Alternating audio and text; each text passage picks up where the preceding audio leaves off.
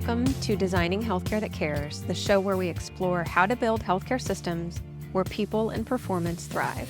I'm your host, Dr. Laura Suttin, a physician, coach, and healthcare leader who believes that human flourishing and organizational excellence go hand in hand. Each week, I talk with leaders, change makers, and innovators about how to shift culture, lead with purpose, and tackle the root causes of burnout. Because when healthcare works for the people in it, everyone wins. Welcome to the Designing Healthcare That Cares podcast. I'm super excited to have my guest today. I'll introduce her. So, Dr. Michele Cho Dorado is a physician, author, entrepreneur, and advocate for empowering children through financial literacy. As the founder of Bright Futures EDG, which stands for Empower, Develop, Grow, she started a children's book series introducing core money concepts to kids. She has 3 books published with 2 more to be launched within the next year. It's super awesome. She has hosted the Prosperous Kids Summit the past 2 years, an annual event that brings together experts to help parents raise financially grounded and confident children. She's had numerous publications and speaking engagements. However, her most important role is that of mom to her 2 young kids and wife to her husband. Whether she's writing, investing, speaking, or parenting, Michelle's mission remains the same: to empower young minds and build wealthy futures. I love that. Thanks for being here. Thank you so much for having me. I'm excited to be here.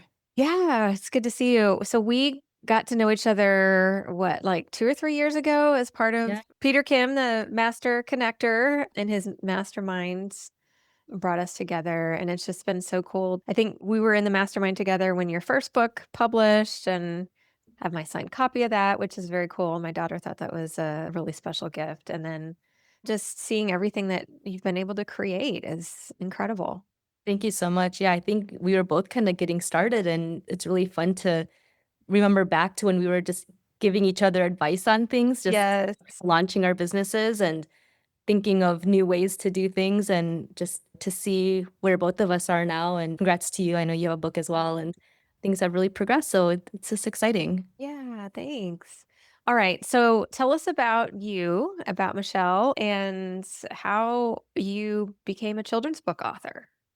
Yeah, well, I think most physicians can probably relate to the fact that we go through a lot of school training. And at least for me personally, I was very much a rule follower. I stuck to the path that was laid out for me. And, medicine's a very narrow path. You go through school, and then there's residency training and fellowship, and then you get an attending position. And I just kind of follow that path very directly. It was very linear for the most part. And I got to a point where I was married and had 2 young kids, and I had this realization where I really didn't know much about money. I just financial stuff, how to manage money, about investments. And it just kind of occurred to me, I had gotten involved in some communities, other physician women communities that were talking about finance. And there were just a lot of topics that were discussed that I just knew nothing about. It just really surprised me, not only that I didn't know these things at such an adult age, but that I wasn't the only one in that same boat. There were other physicians who are years out of training and had the same questions that I did. And so it kind of led me down an educational journey for myself, financial educational journey. And actually, it landed me into real estate investing. So that's kind of what started it all for me, where I learned about real estate investing. And it's something that at the time seemed very hard and I knew nothing about. But my husband and I, dove into this together. And I think that really changed my mindset in that it allowed me to think bigger. It made me realize I can do things that I thought were really hard, that I thought weren't in my lane, being a physician. And up until that point, my identity was very much just being a doctor. People say just a doctor all the time, but that's really how I felt. I didn't think that I could do anything else because that was what I was supposed to do. And, as I mentioned, I had 2 young kids at the time, and it just made me think that, I don't want my kids to grow up not having any financial education the way I did. I want them to learn these things early. And they were taught, they were 1 and 3 at the time, so they were very young. And there weren't that many resources for them. And it's not like you can just, talk to them and teach them these things. And so that's what led me to writing my first children's book. It was initially a project for my kids because I wanted to teach them and just expose them to these words. And then it just grew into a larger passion after that. I realized that what started out as something for my kids, I realized other kids needed too. That's kind of how I started getting into financial literacy for kids, and things have just grown from there. That is so cool. So, a few things that you said that I really want to dive into that this mindset of just a doctor. And like you said, it's a very narrow path. And really, what I heard was feeling like their options were limited in being a physician. And then in making money, right? We make money in one way as a physician. And I hear Yeah. that a lot. I want to dive into that and then also dive into, you said it changed my mindset when you were getting into real estate. So I want to dive into what was your mindset before, and maybe that's part of it is the just a doctor, and then how has that shifted your mindset? So tackle any of that that you would like to start with. Yeah, gosh, there's so much to unpack there. So, I guess I'll start with the mindset piece. There's two aspects of it. One is the part about money and doing hard things. And for myself, because I had not received any financial education myself growing up, and not that it was not well intentioned, but my parents, they immigrated here, they worked very hard. And I think they didn't want me to struggle with money. And so they provided, we were like upper middle class family and they worked so hard. I saw their work ethic, but I think they just shielded us from money conversations because they didn't want us to worry about it. And it wasn't out of like bad intentions. I think everything was very well intentioned, but there was very much a focus on getting good grades, getting into a good school. They'll provide for us, so don't worry about it. If I talked about getting a job, it was like, no, no, just focus on school, get good grades, don't worry about it. And again, very well intentioned, but the end result was that I just didn't learn any of this stuff.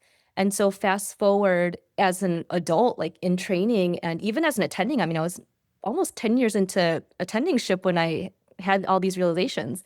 I realized in hindsight that it was a story I told myself that I'm not good with money, that it's hard. I don't understand what it means to invest. I mean, I hadn't even like heard the word investment, maybe like in passing, but I didn't really truly understand. It was all very like vague, like I didn't know anything about stocks, bonds, and Roth IRAs and retirement accounts and all these things. And so because it seemed foreign to me, it just was out of sight, out of mind for me. I didn't bother to learn it because I thought it sounded difficult to understand.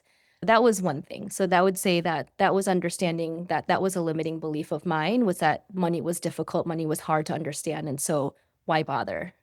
And basically, I lived in ignorance. So that's one piece of it. Just the doctor piece of it. So I think, as I mentioned, when I got into real estate, for the first time, was able to say I was a real estate investor. And that was a identity piece that it sounded like undeserving. I don't know if that makes sense, Yeah, but yeah. I'm not a real estate investor. Like if we just got our first property, well, like I don't have an empire of properties like some other people do. Mhm, And so it was that mindset shift to say, I can be a doctor and be other things. mhm. And even when I wrote my first children's book, I really went into it not knowing anything. And it took a long time from concept to writing the manuscript to having a book in hand. That whole process was about 2 years. And I was just learning as I went.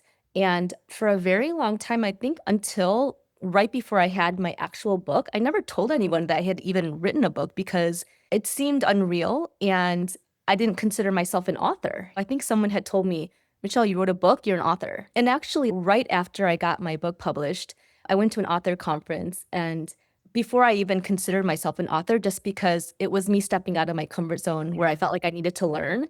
And that was one of the most rewarding experiences, I would say, like most uncomfortable yet rewarding experiences that I have experienced in this whole journey. I think real estate helped me to understand that I can expand my identity. And then once I wrote the book, I expanded my identity again. And since then, I've been able to continue expanding my identity. I love that. It's so cool. And having known you over the past couple years and watching this journey, it's beautiful. And you're taking that empowerment, which is in your mission and one of your pillars, and using that to help children and parents, I imagine. I mean, kind of like pediatricians are taking care of the kids and taking care of the parents, that I imagine there's a lot of that in what you do as well in your teaching and your speaking, and the books and the concepts are a lot of times geared for the kids, but for the parents, because they're the ones that are having the conversations with the kids and talking about Yeah. it, and really where a lot of that kind of the culture around what do we think about money, where that comes from. So you're able to take the shift that you had and channel that into your writing.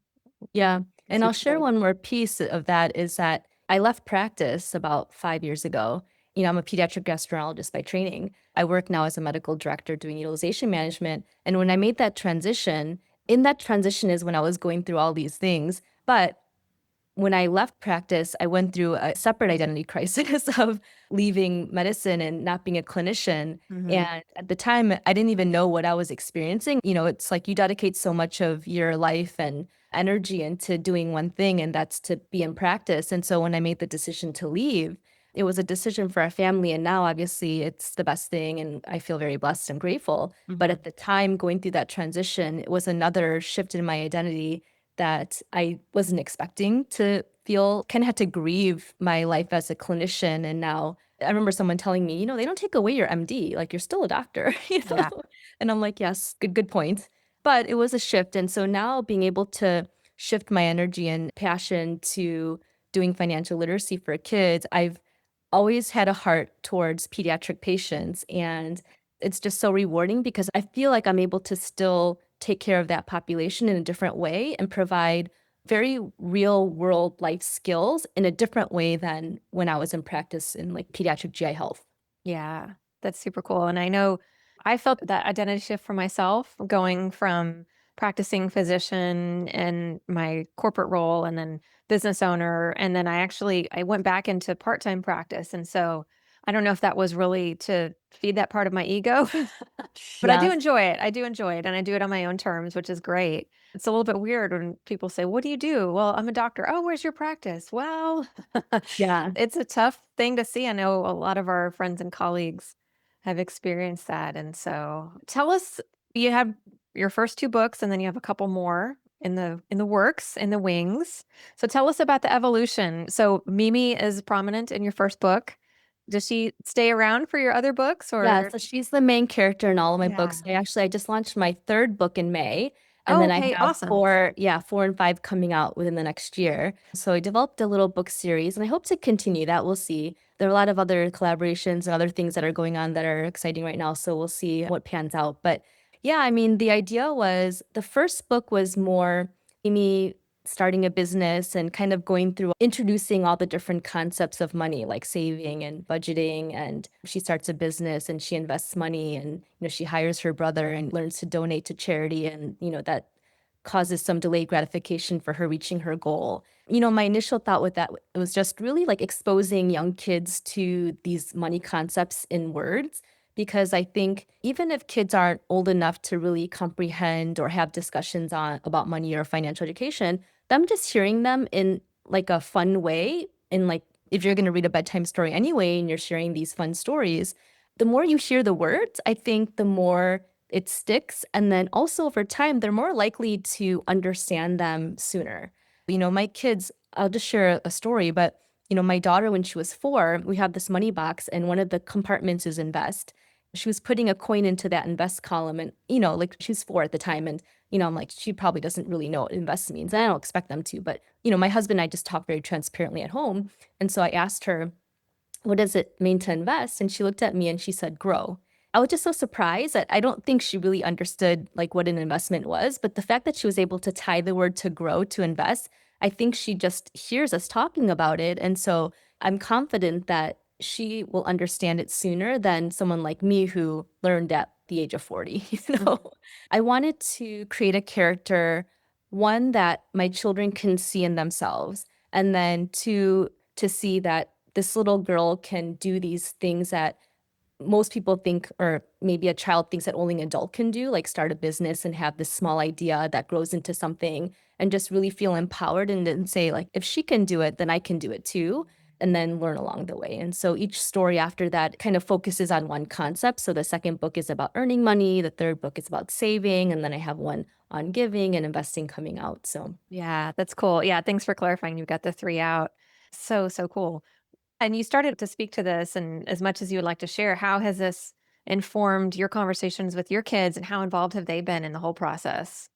yeah, I mean, I mentioned that my husband and I invest in real estate when we first moved to Charlotte. So we're from Chicago, and me transitioning out of practice allowed us to move. And so we moved to Charlotte, North Carolina and started investing here. And so we had, a couple properties that we were rehabbing, and we have a couple short-term rentals. And so we would just bring our kids with us when we were taking care of all the things, and we would call it our investment home. And so, my son at 5 was calling our home our investment home, and again, whether or not he understands what that meant, that's just what he named it, right? And so I feel like he's using those words. We just want them to see what we're doing and just be a little bit more transparent in the way we talk and the things that we do at home. And actually, when we first moved here, because we didn't really know the area and we were looking to invest and kind of see what areas were developing, we used to on the weekends just hop in the car, get the kids in the car, and we would just drive around, and you may have heard that term, like driving for dollars, but we literally would just drive around to different neighborhoods and see like what's coming up where, and kind of get a sense of, like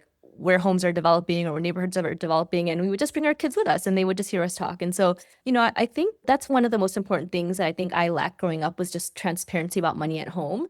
It was not necessarily taboo, it just wasn't really talked about. And so I think that's the one thing that we're very intentional at home about with our kids, is just talking aloud things that maybe we think in our head, or the way our thought process on certain things, we just say it out loud so that they hear us, so that they can kind of understand, what we're thinking. Because I think the one thing that I realize is that a lot of people talk about building wealth and passing on a legacy, and especially physicians or high net worth individuals. I see so many friends and people who really work hard for their kids, right? And they want to pass things on to their kids. But the one thing I've realized throughout my journey in all of this is that passing on a legacy isn't just about money, and it's not just passing on an inheritance. It's really preparing your kids to be equipped to receive that wealth, and then having them understand what to do with it, not just receive it, because money is easily squandered.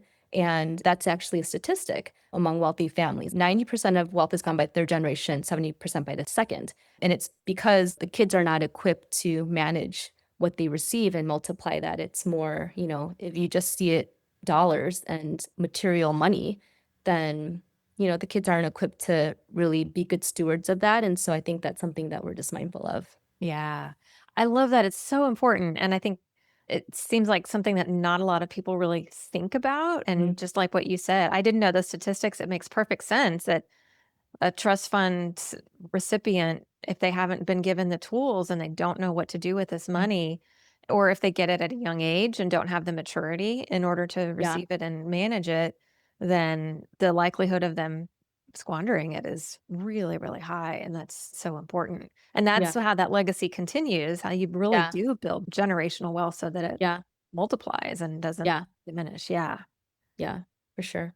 What are some of the common questions or beliefs that you hear about from either parents or kids around money? Some myths maybe that you're trying to dispel. Well, I think among my friends and maybe people in our generation, I feel like a lot of us grew up maybe with less than what our kids have now. There's a lot of discussion, or I'll hear a lot of parents say they don't want to raise entitled kids. It's a balance, and it's a struggle for us too, because you want to provide for them things that maybe we didn't have when we were younger, but at the same time, you don't want them to expect things or feel entitled to things or think that they're going to get things just because like your parents have money, right? Mhm. It's a balance of how to handle that to raise kids that are properly prepped. It kind of overlaps to the discussion that we just had, but just sharing your values with them and how you budget, how you manage money so that they can learn the same. And I think it's important for kids to understand what it means to struggle a bit, because if things are just easy for them and they come easy, and parents are bailing them out constantly or providing for them and they never have to work for it, then they don't develop that grit. And I think they're more likely to quit at the first sign of failure or mistake because they're not used to handling that. And so that's one of the things that I love when I hear people give advice about it's okay to fail, particularly in medicine, because failure in medicine is a big red no. In the hospital, for example, like quite literally a mistake or a failure could lead to death. And so I think physicians, just because of our background, what we've been through, we're not set up to handle failure well. Mhm. And I think when you enter entrepreneurship or business or the real world, that's one thing that I really had to shift in my mindset as well and reframe what failure meant and understanding like failure actually is a good thing. Sometimes the best ideas come from having failed at something else, right? Mhm. I would say that's probably one of the big lessons that I hope to pass on. And it sounds like that's a big shift that you've been able to make as well. And it's so not okay to fail in the medical system. And we have to redefine what that looks like. So I've heard this, well, what if I invest and it's a bad deal? Or what if I'm investing, buying the wrong property? Like, well, how do you know it's the wrong property? Let's dive into this. And a lot of fear that will lead to inaction. And then if we're not taking action, then we're not investing, we're not growing, we're not learning. It's such a valuable lesson for kids. That was as I was dropping my daughter off at college within the past few weeks, a lot of the faculty and people that I heard from at her school during the orientation program really cautioned us about letting our kids struggle with things. Don't try to jump in and save Yeah. them from everything. And it's really important that they learn how to figure things out and use their own agency because that's how they learn.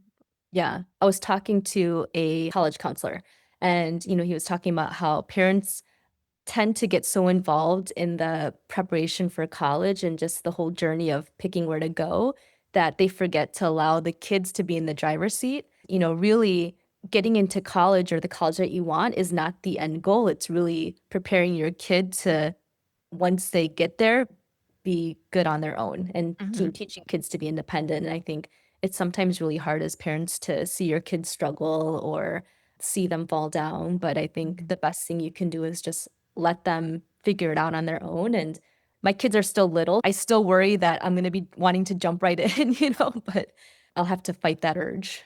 Yeah, it's tough. I was fighting it even in setting up my daughter's dorm room. I was like fighting that urge to, oh, you should put that there or do this here. I'm like, this is her space. Yeah. I need to step back and let her. And I even said that a few times is, hey, I noticed myself taking over and I'm really trying not to. You can make me back off if I need to or give you whatever space you need. So Yeah. I think it's a never ending question in our minds is when do we step in and when do we let them struggle as Yeah. parents? But yeah, I mean, I think it's kind of circling back to the financial stuff. I really feel like when you have a solid foundation in financial education, I think it sets kids up for life skills in areas outside of money. I think that, when you're making good decisions financially, I think it builds confidence, it builds leadership. And these are all things that I think are very real world skills that are not taught in school. That's the one thing that I really want to emphasize when it comes to that. And especially with our kids, and especially this generation of kids, that they're dealing with so much more than what I remember and what we went through growing up, with social media and so much immediate gratification impulses. I think everything's just geared towards getting things right away and all the constant dopamine hits that just we weren't used to growing up. Being able to teach kids these skills on how to think longer term, how to have delayed gratification, how to, build leadership skills and weigh risks and rewards and think critically when you're making decisions. These are all things that just day to day kids are picking up on that you probably don't even realize. And so I think those are the types of things that I really want to emphasize when it comes to teaching kids about financial literacy because it goes way beyond money. Yeah, absolutely agree. Absolutely agree. So true. Thank you so much for being on. It's so Yeah. wonderful to see you. So wonderful to talk to you. Where can our listeners find you? So I'm on social media. I'm on Instagram at Bright Futures EDG and same name on Facebook, Bright Futures EDG. I'm on LinkedIn. You can email me if you want info at brightfuturesedg.com. Website is the same, brightfuturesedg.com. So yeah, any of those places. And we'll put all those links in the show notes. Is there anything else you'd like to share? I don't think so. I think we covered a good deal. I feel really strongly about this topic. And I think that our kids really need good leadership, need confidence building. And I think that will set them up for more success in life. And so that's what I hope. Yeah. And this is really working with you and working with these topics and buying your books is really it's an investment in our kids because when we Mhm. start these conversations when they're young, then they learn these skills from you and from us as parents and it will literally and figuratively pay off in dividends. So Yeah. it's so cool. I love what you're Well, doing. the one last thing I'll say is Yeah. that as parents, I think sometimes we feel like we have to have all the answers and get it right. And, I would say that even sharing your mistakes with your kids and just walking through what you did wrong or what you could be differently or what you're working on, I think kids will learn so much more from that than just thinking that the parents have all the answers. Because just going back to talking about like failure and picking yourself up, if they see that mom doesn't have all the answers, she made a mistake and yet she's still going, I think it helps the child to do the same. Sometimes parents feel like, they don't have it together. So, how can they teach their kids? But I would say you go on the journey with your kids and you show them as you learn too. So, Yeah, that's awesome. Thanks yeah. so much, Michelle. So good to see Yeah. you. So Thanks good to again have for you. having me. Thanks for listening to Designing Healthcare That Cares. If today's conversation gave you a new idea or inspired you to see things differently, share this episode with a colleague and keep the conversation going. You can find more resources and tools and information about me at my website, drlaurasutton.com. For a step-by-step guide to reclaiming your time, energy, and joy as a physician, grab a copy of my book, The Purposeful MD: Creating the Life You Love Without Guilt. It's available in print, ebook, and audio on all major platforms. I invite you to follow me on social media, where I post regularly with both actionable strategies and candid insights on how we can design a healthcare system that truly cares. This podcast is for educational and informational purposes only. It is not medical advice, and it should not replace care from a qualified healthcare provider. Always seek the guidance of your physician or other qualified healthcare professional for any medical questions or decisions.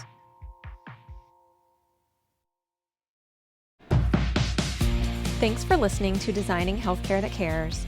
If today's conversation gave you a new idea or inspired you to see things differently, share this episode with a colleague and keep the conversation going. And if you're ready to take the next step in building a thriving healthcare culture, you can find resources and ways to connect with me at drlaurasutton.com. This podcast is for educational and informational purposes only. It is not medical advice, and it should not replace care from a qualified healthcare provider. Always seek the guidance of your physician or other qualified professional for any medical questions or decisions.